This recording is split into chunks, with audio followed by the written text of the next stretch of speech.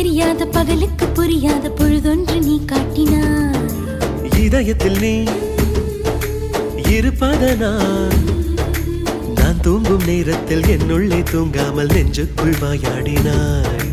கண்ணாடி நீ கடிகாரம் நான் உன்னுள்ளே ஓடோடி வாழ்வே. காதல் எனும் கடுதாசி நீ என்றென்றும் அன்புடன் நான்